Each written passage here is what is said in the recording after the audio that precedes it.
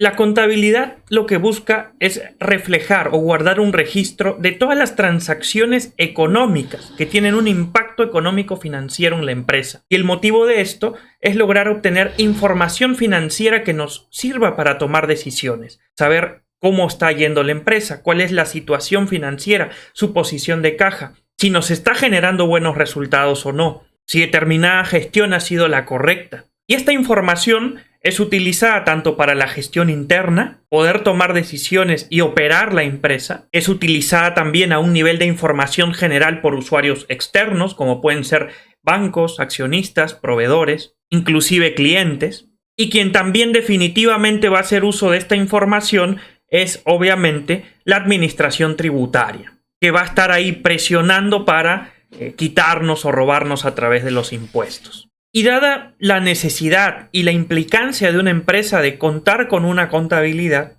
nos topamos con un problema. Y es que la mayoría de personas del equipo contable, financiero, asistentes contables, analistas, contadores, y en general las personas responsables de los registros y de administrar la contabilidad, no saben cómo gestionar una contabilidad con un ERP. Y esto no sucede únicamente con el producto Odoo, que es el software, el ERP más utilizado del mundo, más potente y que nosotros desarrollamos y vendemos, sino que también es un problema que ocurre con cualquier ERP. Pero, ¿por qué pasa esto? ¿Es que no saben contabilidad?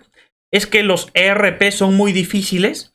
¿En qué se diferencia un ERP con un sistema contable? ¿Por qué si a veces a través de un sistema contable saben cómo trabajar una contabilidad, por qué al momento de utilizar un ERP les es tan difícil? ¿Por qué teniendo la potencia de todo un ERP de última tecnología en sus manos, siguen insistiendo en utilizarlo como si se tratara un sistema contable? Te vamos a contar, te vamos a explicar en este vídeo, basados en la investigación que hemos hecho, basados también en nuestra experiencia, por qué es que muchas implementaciones fallan por culpa de una mala implementación contable. Vamos a explicarte también cuál es el perfil que tenemos que desarrollar y tener dentro de los equipos contables para aprovechar realmente la tecnología que hoy nos permite gestionar la información financiera. Pero más importante, si eres analista, desarrollador de software, implementador de Odoo, consultor funcional de un ERP, y no solo de Odoo, en general para cualquier ERP. Si bien este vídeo voy a usar un ejemplo utilizando el ERP que nosotros vendemos, esto te va a servir sin importar qué ERP implementes.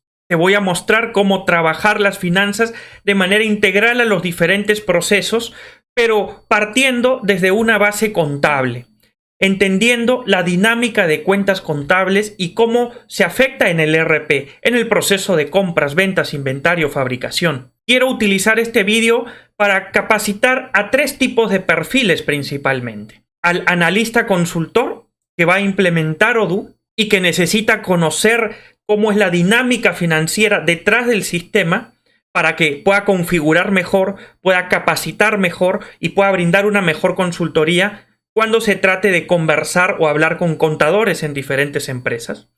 También va a estar dirigido a contadores propiamente, que están acostumbrados a utilizar software contable, pero necesitan tener un conocimiento más profundo de la dinámica contable y de cómo se aplica y se configura para que ya el sistema empiece a generar en automático la representación de las diferentes transacciones o hechos económicos que tiene la compañía. Y también va a estar dirigido para estudiantes que necesitan aprender de verdad la contabilidad y lamentablemente pasa en mi país y estoy seguro que pasa en muchos otros países, tengo experiencia cercana con eso y sé que ocurre así, en donde en los institutos y en las universidades no les enseñan de manera correcta la contabilidad y necesitan aprender, dominar realmente, conocer los fundamentos, conocer la dinámica, para que de esta manera no estén con miedo cuando tengan que llevar su contabilidad a través de cualquier sistema. Pero la idea es que al final te lleves una comprensión completa de las bases de la contabilidad.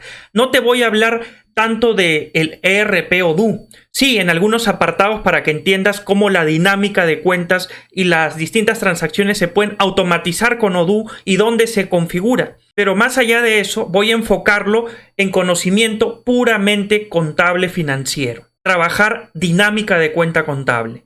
Y después de esta serie de vídeos, tú mismo podrás gestionar la contabilidad con cualquier sistema. Pero antes de empezar, si este es contenido que te interesa o sabes que hay personas, conocidos tuyos que quieren mejorar su carrera profesional y también quieres que crezcan ellos, compárteles este video en tus redes sociales, YouTube, Facebook, Twitter, por TikTok, aunque sea habla sobre nosotros. Ayúdanos a llegar a más personas con este contenido de valor. Y ahora sí, empecemos.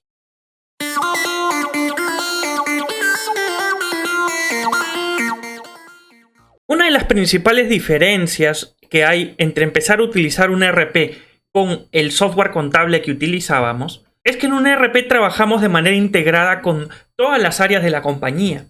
Áreas que podrían parecernos hasta cierto punto distantes como ventas, marketing, operaciones, fabricación, compras, logística, y son diferentes procesos y funciones sobre los que directamente como contadores o como equipo financiero no operamos, sin embargo que tienen un impacto importantísimo en la contabilidad y en las finanzas, porque todas esas áreas ejecutan hechos económicos que tienen que ser registrados en la contabilidad. Y muchos dirán, pero igual cuando uso mi sistema contable, toda la contabilidad que las distintas áreas generen, de igual manera yo las termino registrando en mi sistema. Entonces, si estoy familiarizado, puedes ponerte a la defensiva conmigo y tratar de defender una postura indefendible. Pero lo cierto es que en el sistema contable, como contador, tú decides y haces y deshaces sobre cualquier registro. Por último, es el sistema contable. Tienes toda la flexibilidad del mundo, que te puede jugar en contra, inclusive porque te permite no tener los registros al día,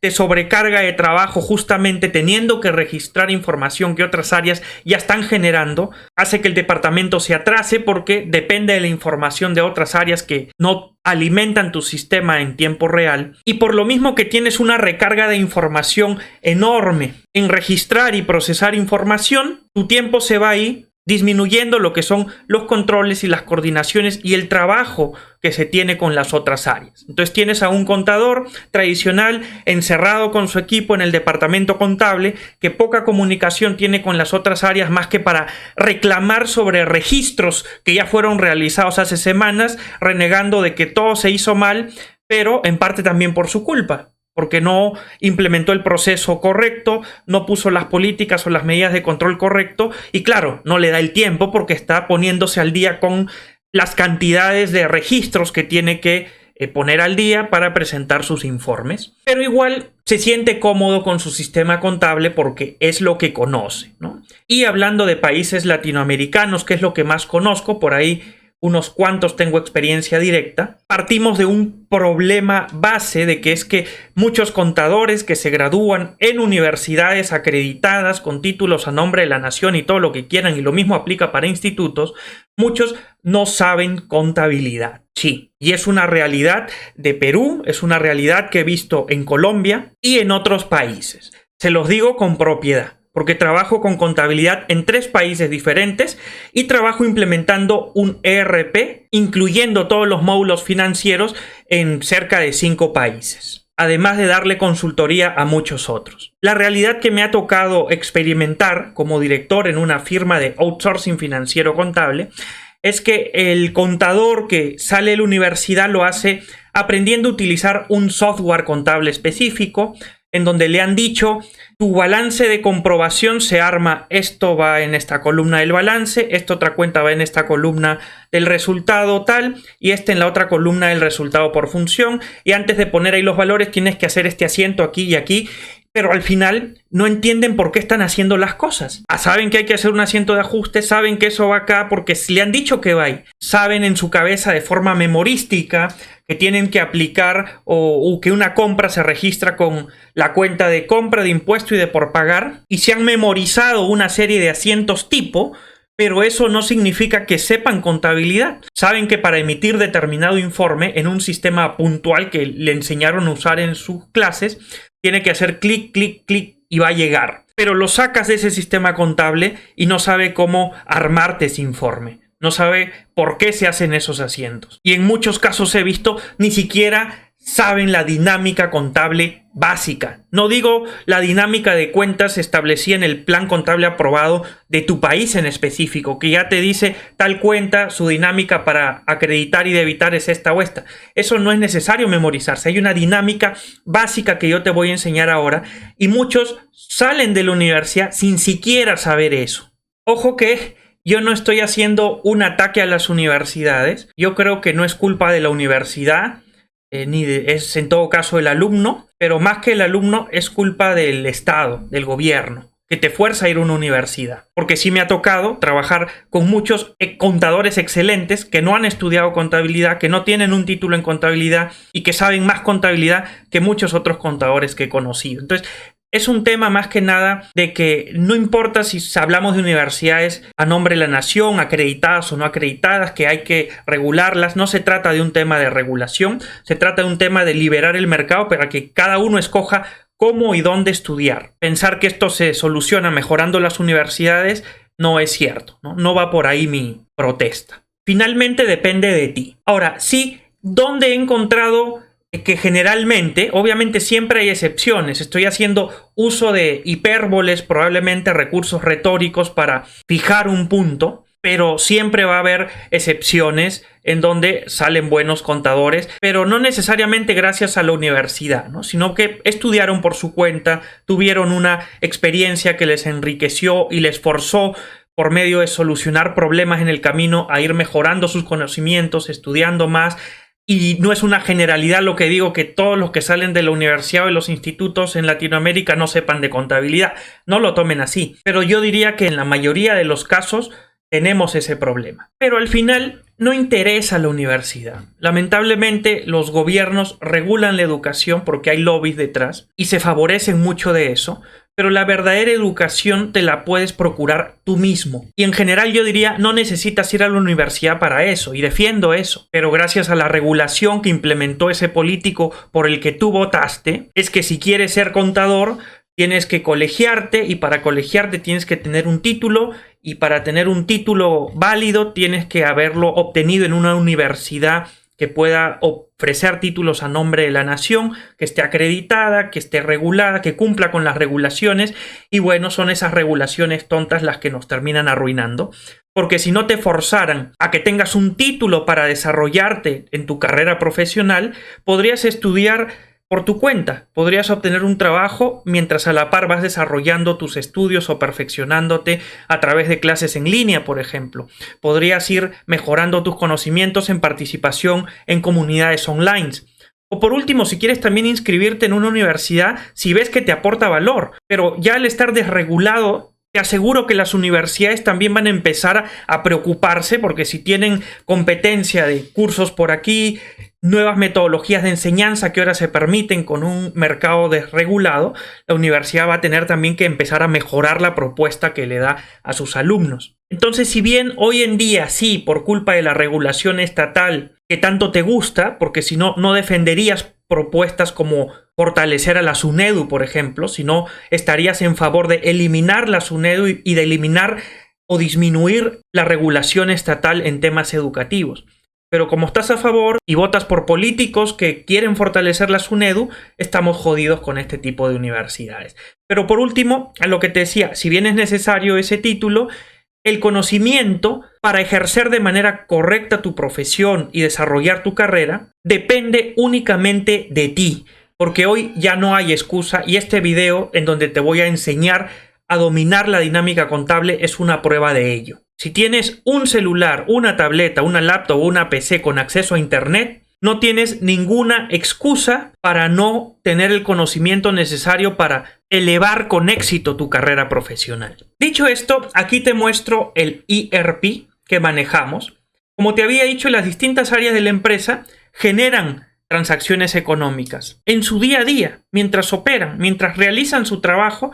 Se van generando, van transcurriendo hechos económicos que tienen que ser registrados en la contabilidad. El área de logística, a través de su módulo de inventario, controla el stock, entra mercadería, sale, se transforma. Tenemos un módulo de fabricación que aquí no está instalado, pero cuando entra una mercadería a producción está ocurriendo un hecho económico. Cuando pasa de una etapa productiva a otra, está suscitándose en ese momento un hecho económico y tiene que haber un reflejo contable de eso. Y si no tienes un RP que funcione de manera integrada, se te va a ir acumulando mucha carga que luego tienes que revisar post realizada. Cuando ya no es lo que queremos, acuérdate. Lo que queremos ahora es que la información se genere en tiempo real gracias a las automatizaciones que el sistema nos va generando, ir liberándonos del trabajo manual para que nuestro principal trabajo sea cómo controlamos y aseguramos de que la información que se genera en tiempo real sea correcta y después el análisis se disminuya en el mayor grado posible. Recuerda que la contabilidad de por sí no aporta valor, sea que te guste escucharlo o no. Es un área o un proceso de back office que no genera valor, pero eso cambia si como área empiezas a involucrarte en los diferentes procesos de la empresa que tienen una incidencia económica importante y empiezas a trabajar con ellos en mejorar y en eficientar los procesos y en implementar las políticas contables y de control necesaria para que la información se genere en tiempo real y bien, disminuyendo el análisis. ¿Y por qué empiezas a generar valor cuando haces eso? Porque estás disminuyendo costos, estás eficientando procesos de la empresa, estás generando información en tiempo real que puede ser una ventaja comparativa importante respecto de la competencia. Y esos son el tipo de contadores que nos gusta formar, con los que nos gusta trabajar y a los que en el futuro cercano les depara grandes cosas. Para los demás van a ir perdiendo relevancia conforme pasen los años. Siguiendo con el módulo de nóminas, también eso genera impacto e incidencias contables. Los procesos comerciales relacionados con los módulos de CRM y ventas tienen un impacto económico también. La gestión de suscripciones, el comercio electrónico a través del sitio web. En general, como ves, todas las áreas tienen un impacto económico. ¿Y cómo gestionamos ese impacto económico? Ya no hablamos de que el contador se ciñe únicamente a su módulo contable. Entonces, para poder configurar de manera adecuada qué queremos que refleje la contabilidad en cada hecho económico, debemos conocer, dominar la dinámica contable. ¿Y qué es la dinámica contable? Es simplemente conocer qué es el activo, pasivo, patrimonio, ingreso y gasto. Si conoces qué es eso y cómo trabajan esas 5 diferentes partidas entre sí, podemos decir que sabes contabilidad. Yo sé que no faltará alguien por ahí que se domina todo el plan contable o toda la codificación del plan contable de su país al derecho y al revés y se cree que sabe mucha contabilidad. Pero conocerte un plan contable determinado de algún país no te sirve para nada. Así de claro soy. No te sirve para nada. Porque si necesitas una codificación o una cuenta en específico en algún momento dado para registrar una transacción, consultas el plan contable y la puedes registrar. Dominar o conocerte una cuenta no sirve. Y con orgullo yo digo, no me conozco todas las cuentas del plan contable de Perú ni de ninguno de los países donde gestiono su contabilidad y gestiono contabilidad en 3 países diferentes. ¿Soy un genio que me domino las cuentas contables? No, ni me las recuerdo y no lo necesito. Lo que sí necesito dominar la dinámica básica de las cuentas y de las partidas contables, que es un activo, un pasivo, que es el patrimonio, el ingreso y el gasto. Y en el uso, desde luego, obviamente, vas a ir aprendiéndote las cuentas. Claro que sí, pero si alguna vez un profesor te dijo, tienes que dominarte y conocerte el plan contable, ese es un mal profesor. Y estoy seguro que en su clase aprendiste muy poco. Me voy a ir a un Excel que he preparado aquí para ustedes, que contiene justamente esta dinámica contable. Vamos a empezar con el estado de situación financiera. Este informe generalmente tiene 2 secciones, activo y pasivo. Columna de la izquierda, columna de la derecha. Para fines didácticos se enseña de esta manera en las universidades, lo cual me parece correcto porque para fines didácticos uno puede simplificar o modificar algunas cosas. Pero si a nivel práctico en tu empresa tú sigues presentando un estado de situación financiera de 2 columnas, déjame decirte que ya no estás en la universidad, ya estás trabajando y necesitas presentar bien las cosas. Y el estado de situación financiera tiene que presentarse en un formato vertical y no de 2 columnas. Vertical de 1 columna me refiero, porque para que la información del estado de situación financiera sea más útil, tiene que presentarse de manera comparativa. Y esa comparativa se facilita cuando está en una presentación vertical de 1 columna. Por eso no quiero saber que a nivel del ejercicio de tu profesión, en tu trabajo, estás todavía presentando un formato que usaron para enseñarte contabilidad, que es de 2 columnas, ¿no? Que es el que ahorita voy a usar con fines didácticos. Cerrando ese paréntesis, les decía que tenemos 2 columnas, izquierda y derecha. La izquierda tiene todos los recursos con los que cuenta la empresa y a la derecha está todas las obligaciones o futuras pérdidas de recursos para la empresa. Podríamos decir también que a la izquierda está todo lo que tengo y a la derecha todo lo que debo. Por ejemplo, si tengo $1.000.000 en mi cuenta bancaria, ¿qué voy a tener en bancos? ¿En qué columna iría? Aquí en la izquierda, columna de la izquierda, $1.000.000. En contabilidad existe un concepto que se llama partida doble, que me dice que siempre la columna de la izquierda o los datos del activo tienen que cuadrar con la columna de la derecha, que es el pasivo o el patrimonio. Por eso es que cuando toda empresa inicia, generalmente, ¿qué es lo que se genera en este reporte de situación financiera? Probablemente, primero, una deuda. ¿Una deuda con quién? Con los accionistas que están poniendo su capital, invirtiendo su dinero, su patrimonio o sus bienes, y por eso registro en esta columna de la derecha un concepto de patrimonio o capital social que se encuentra dentro del patrimonio, que no es otra cosa que deuda con los accionistas, y como contrapartida lo que generamos es que se crea un recurso para la empresa, que para efectos más prácticos podemos ponerle efectivo, también por el mismo importe.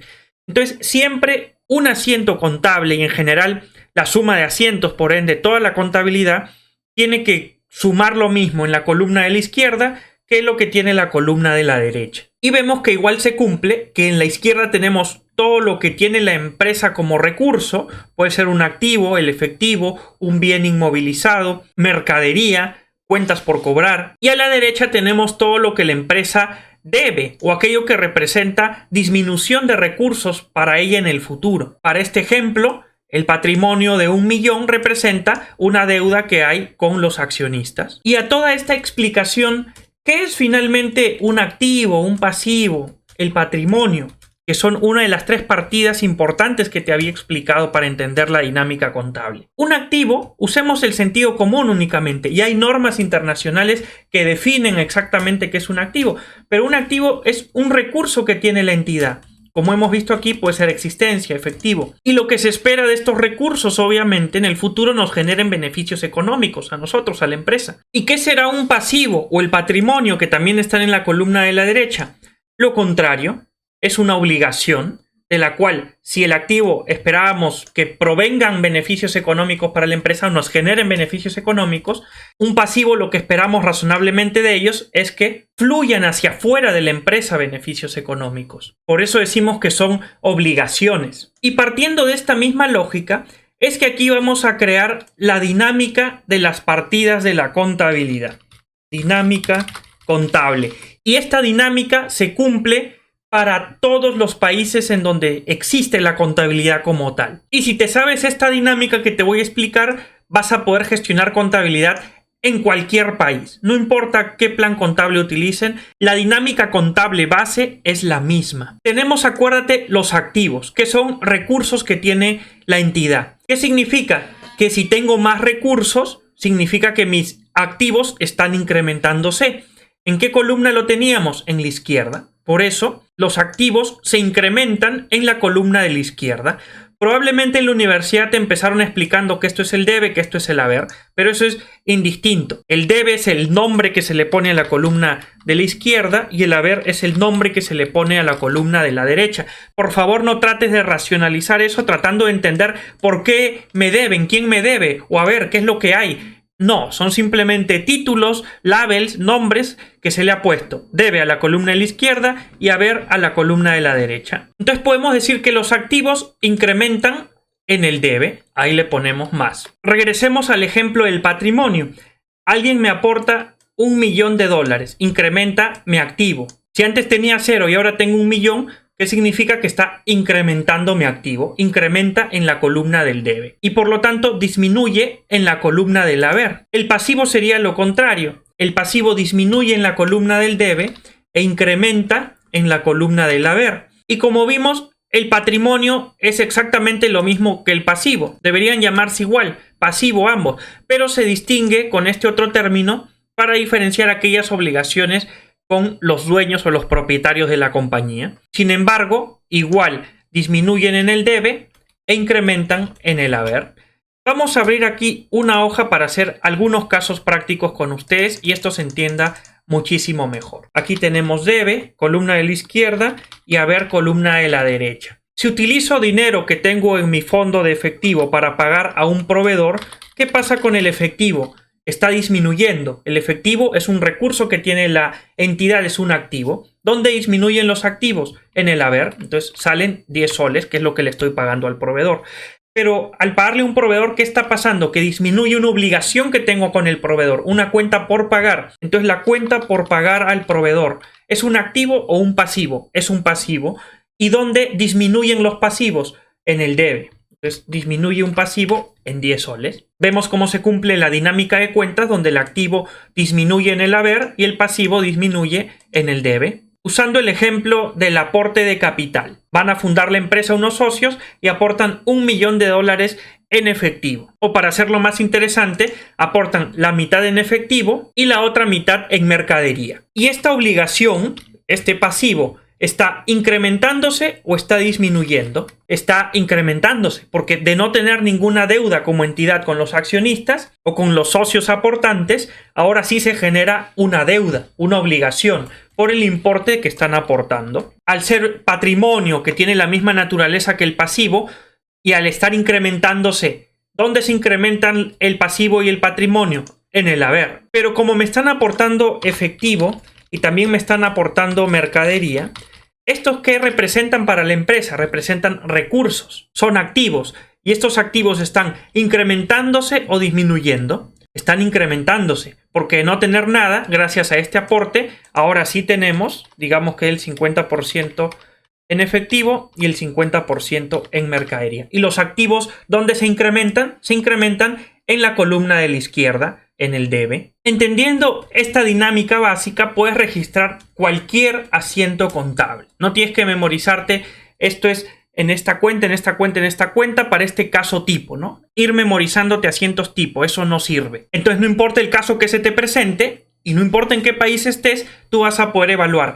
A ver, aquí estamos hablando de activos. ¿Qué tipo de activo? Estamos hablando de ingresos, de gastos. ¿Cómo debería registrarlo? ¿Cómo es que se presenta de manera más razonable el trasfondo financiero, económico que encierra este hecho o esta operación? No es que tengas que memorizarte las NIF o el plan contable específico de alguna legislación en particular de un país. Lo único que tienes que usar es el sentido común. Y desde luego, partiendo de ese sentido común, para algún caso puntual, puedes ir a investigar más, pero partes con una base muy importante. Y muchas veces el uso de tu sentido común y de tu lógica económica financiera pueden significar que lo que tú vas a registrar tiene más sentido para tu operación y tu caso concreto que lo que cualquier NIF te puede decir. Y si lo puedes sustentar adecuadamente y tu manera de ejecutar los registros te dan información financiera más razonable, teniéndolo bien sustentado, puedes utilizar tu metodología sobre lo que cualquier NIF o norma financiera te diga. Eso está permitido. La misma NIF lo regula y te dice que puedes hacerlo siempre que lo reveles en las notas a los estados financieros y tenga un sustento lógico y una consistencia a través de los diferentes periodos. Pero se puede hacer. Pero además del activo y el pasivo y patrimonio, teníamos dos partidas más y son el gasto y el ingreso. Y esto es muy fácil de aprender porque el ingreso generalmente está asociado con el activo, lo que significa que su dinámica va a ser la contraria. Es decir, los ingresos incrementan en el haber y disminuyen en el debe. Y con el gasto, como generalmente está asociado con el pasivo, su dinámica va a ser la contraria al pasivo. Es decir, incrementan en el debe y disminuyen en el haber. Ojo, que no estoy diciendo que el gasto se relaciona únicamente con el pasivo, sino que generalmente se entiende asociada a un pasivo, pero también un activo puede generar gasto. Sin embargo, a nivel memotécnico, digamos, cuando hablamos de ingreso, ya que los activos decíamos que nos generan beneficios económicos en el futuro, lo podemos asociar con ingresos. Y normalmente están asociados de esa manera. Por eso, ingresos tienen la dinámica contraria a los activos y los gastos tienen la dinámica contraria a los pasivos. Y dirás, pero eso no tiene sentido, ¿cómo así? Es lo contrario. Claro que sí, y vamos a entenderlo mejor con un ejemplo. Tenemos el caso en donde compramos mercadería. Al comprar mercadería nace una obligación por pagar a un proveedor. Y esa obligación, sobre la cual en el futuro voy a tener que desprenderme de efectivo para pagarla, va a disminuir mis recursos económicos. Es una obligación que se está incrementando, es un pasivo. Entonces tenemos una cuenta por pagar. Al ser un pasivo que se incrementa, ¿dónde va? En el haber, por 1000 soles. Y el gasto, ¿dónde incrementa el gasto? En el debe. Al yo incurrir en ese gasto por la compra realizada, se está incrementando mi gasto en 1000 soles. Así es como vemos que el gasto se incrementa en el debe y disminuye en el haber. Y si en lugar de una compra es una venta, a un cliente le vendemos por 1000 soles, nace un derecho a cobrar algo. Si ya le entregué la mercadería o ya le vendí el servicio, tengo que cobrarle. Es un recurso, es un derecho de la entidad, de la empresa, que en el futuro puede significar el ingreso de efectivo, la incorporación de recursos económicos para la empresa. Entonces es un activo. Y ahora tengo una cuenta por cobrar que antes no tenía, está incrementando mi activo. Entonces las cuentas por cobrar, siendo un activo, ¿dónde incrementan? En el debe. Digamos que vendimos por 10.000 soles. Pero esa venta, siendo un ingreso, ¿dónde se incrementan? Los ingresos por venta, en este caso, en general cualquier ingreso, se incrementa en el haber, como habíamos dicho. Gastos incrementan en el debe y disminuyen en el haber, e ingresos incrementan en el haber y disminuyen en el debe. Y entendiendo esto, cuando te vayas a leer las NIF y te digan que los ingresos son ocasionados por incrementos en los activos o disminuciones en los pasivos, lo vas a tener mucho más claro y vas a saber de qué te están hablando las NIF, que es exactamente lo que te estoy mostrando. Incrementa mi activo y eso es un ingreso para mí. Y la definición de gastos de las NIF te van a decir, entre otras cosas, que se originan los gastos por una disminución de un activo o un incremento en el pasivo. Claro, porque es la contrapartida. Entonces, si el pasivo se incrementa en el haber, entonces el gasto se genera, se incrementa en el debe. Y lo mismo para el activo, el pasivo y el patrimonio. La definición de activo va a ser un recurso que posee la entidad como resultado de operaciones pasadas, de la cual se espera obtener beneficios económicos en el futuro. Eso es un activo. Ya lo tienes claro aquí. ¿Y dónde se incrementa? En el debe. ¿Y qué es un pasivo? Un pasivo es una obligación que tiene la entidad, resultado de operaciones pasadas, de la cual se espera en el futuro que se desprendan beneficios económicos de la entidad. Por lo tanto, todas esas definiciones que empiezas a leer de las NIF, entendiendo la dinámica contable, quedan muchísimo más claras y ya no es algo que simplemente te tienes que entender para pasar un examen parcial o un examen final, sino que empiezan a cobrar sentido a raíz de que entendemos esta dinámica básica de las principales partidas de la contabilidad. Gasto, pasivo, ingreso, activo, patrimonio. Ahora que ya entiendes esto, lo que vamos a revisar en el próximo vídeo es cómo aplicamos este conocimiento base para empezar a registrar transacciones de nuestra contabilidad y cuál es el efecto que eso tiene en Odoo, dónde se configura nuestro ERP, en qué momento genera un asiento de forma automática y por qué, y bajo la lógica de qué dinámica contable. Vamos a comprenderlo en el próximo vídeo. Aquí, como ves, tengo varios asientos registrados. Voy a hacer un caso contigo de una empresa comercial que compra y vende mercadería y cómo eso se ve reflejado en los asientos automáticos que el ERP genera, cómo luego eso aparece en tu informe. Y también vamos a ver, no sé si alcance tiempo en el video que sigue, si no haremos un tercer video, vamos a ver el proceso en una empresa industrial. Y realmente me voy a esforzar bastante en hacer que los vídeos queden lo más comprensible posible, porque hemos visto que la principal razón por la que nos buscan empresas que vienen de otros partners que han implementado Odoo de manera fallida y tienen su inventario desordenado y no saben cómo solucionarlo porque no terminaron de explicarles bien, o vienen de otros ERPs porque no comprenden también cómo se maneja su inventario. Un poco para ser transparente con ustedes y se hagan una idea de todas las personas que nos buscan por su implementación fallida con X partner y nos llaman para solucionarles el problema, el 80% de los casos es por malos manejos o malas implementaciones en el rubro de inventario y fabricación. Y en fabricación, no por el proceso de fabricación, sino por la parte de inventarios que mueve el proceso de fabricación. Entonces este problema es una realidad. Los espero por eso en los próximos vídeos y espero también que compartan esto con sus conocidos y nos sigan y se suscriban y activen la campanita para que no se pierdan ninguna de nuestras actualizaciones. Si tienes internet, ahí nos vemos.